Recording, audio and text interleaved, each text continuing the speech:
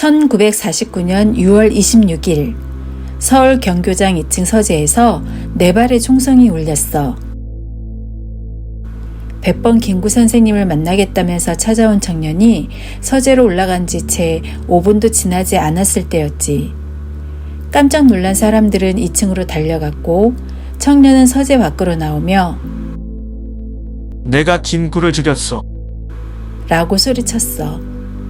그렇게 독립운동가이자 결의의 지도자였던 김구 선생님은 같은 동포의 총에 맞아 돌아가셨어. 청년은 재판을 받고 감옥에 갔지만 끝까지 김구를 죽인 이유나 배후를 말하지 않았고 지금도 진실은 정확하게 밝혀지지 않은 채 묻혀 있어. 식민지 시절에는 나라의 독립을 위해 그리고 독립 이후에는 통일된 나라를 세우고자 했던 김구 선생님은 어떤 삶을 사셨을까?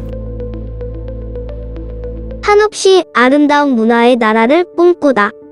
백범 김구 제1편 1876년 황해도 해주시골 마을에서 태어나다. 김구 선생님의 어릴 때 이름은 김창암, 황해도 해주에서 태어났어. 나이 많은 부모님의 외아들로 태어나 사랑을 듬뿍 받고 자란 개구쟁이였지. 그의 아버지는 평민이었지만 힘이 장사였고 정의감이 강해서 양반들이 평민들을 괴롭히거나 무리한 요구를 하면 당당히 맞서서 싸웠어. 이런 아버지를 닮은 어린 창암도 잘못되었다고 생각하는 일에는 절대로 굽히지 않는 고집과 의지를 가진 아이였어. 17살 마음 좋은 사람이 되자. 그가 어린 시절을 보낸 조선 말기는 조정의 부패와 양반들의 행패가 가장 심하던 때였어. 창암은 과거 시험에 합격해 집안을 일으키려고 열심히 공부했지만 양반이 아니면 과거 급제가 어려운 현실에 절망할 수밖에 없었지. 그런 그에게 아버지는 관상 공부를 권했어. 양반이 되기는 틀린 세상이지만 관상 공부를 하면 앞으로 살아가는 데 도움이 된다는 것이었지. 사람을 볼 줄 아는 눈이 생기면 살아가는 데 도움이 될 게다. 관상 공부를 해보렴. 관상 공부를 하던 창암은 정작 자신의 얼굴이 좋은 관상이 아니라는 사실에 막막해졌어. 아무리 봐도 좋은 구석이 없구나. 그때 책에서 이런 구절을 발견했어. 얼굴 좋은 것이 몸 좋은 것만 못하고 몸 좋은 것이 마음 좋은 것만 못하다. 그는 마음 좋은 사람이 되는 것이 무엇일까 궁금했어. 20살이 된 그는 학문이 높고 바른 고능선이라는 선비를 만났는데 그의 제자가 되어 공부하던 중 자신이 생각하는 마음 좋은 사람이 무엇인지 깨닫게 되었어. 깊이 살펴 생각하고 판단해서 바르고 참된 뜻을 세우고 그 뜻을 이루기 위해 용기를 내어 행동하는 것. 그것이 바로 마음 좋은 사람으로 살아가는 길이라고 말이야. 그 당시 우리나라는 힘이 없어 외세의 간섭에 이리저리 휘둘리고 있었고 그 중에서도 일본은 우리나라를 집어삼킬 기회를 호시탐탐 노리고 있었어. 명성황후가 일본을 견제하기 위해 서양의 나라들과 외교를 맺으려고 하자 1895년 일본은 궁궐에 침입해 명성황후를 무참히 살해했어. 온 나라의 백성들은 큰 충격에 빠졌고 분노에 찬 민심이 들끓었지. 그는 외세에 빼앗길 위기에 처한 나라를 지키겠다는 뜻을 세웠어. 21살 나라의 원수를 갚기 위해 나서다. 조선 백성들의 분노가 어찌나 컸던지 명성황후 시해에 가담한 일본인들은 모두 변장을 하고 신분을 숨긴 채 조선을 몰래 빠져나가거나 숨어서 지냈어.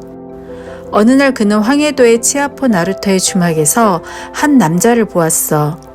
한복을 입었지만 조선말이 어색했지. 도포자락 아래로 몰래 일본 군인들이 차는 긴 칼을 차고 있던 그 남자는 국모시해에 가담한 후 도망치던 일본인이었어. 내 놈이 국모를 시해한 원수들 중 하나로구나. 김구는 순식간에 달려들어 남자를 쓰러뜨린 후 저항하는 남자에게서 칼을 빼앗아 휘둘렀지. 그리고 사람들에게 먹과 붓을 빌려 종이에 크게 적어 자신의 신분을 밝히고 주막을 떠났어. 명성황후의 원수를 갚기 위해 이 외놈을 죽였노라. 그는 곧 감옥에 갇혔고 가혹한 고문과 장티푸스에 시달렸어. 재판장에 들어갈 때 간수의 등에 엎여서 들어갈 정도로 쇠약해진 상태였지만 그는 당당한 태도를 잃지 않았어. 오히려 재판을 하는 조선의 관리들에게 호통을 치며 나라의 관리로서 도리를 다하지 못하는 무능함을 꾸짖고 일본 순사들에게는 내가 죽으면 귀신이 되어서 살면 몸으로 우리나라의 치욕을 갚을 것이다. 라며 호통을 쳤지. 그런 그의 모습에 조선인들은 정성껏 음식을 만들어 보냈고 감옥의 조선인 간수들도 그를 깍듯하게 존중해 주었어. 나라를 사랑하는 동포들이 보낸 응원이고 격려였지. 슬기로운 감옥 생활.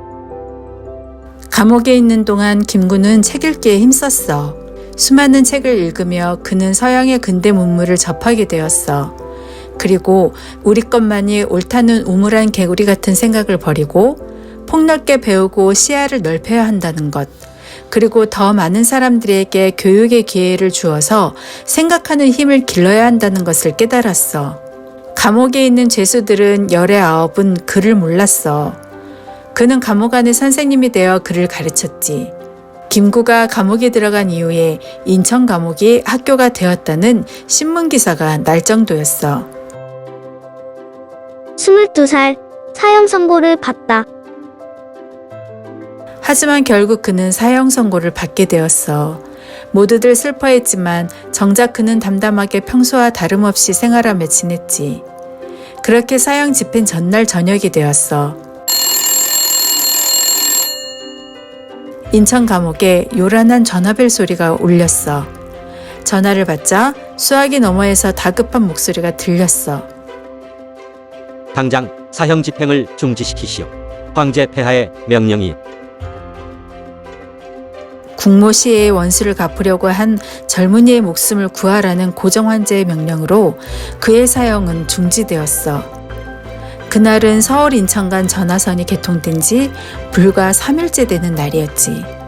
전화 개통이 3일만 늦었더라도 우리는 독립운동가 김구를 볼 수 없었을 거야.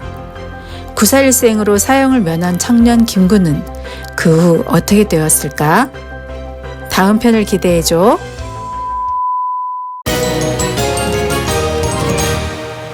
마을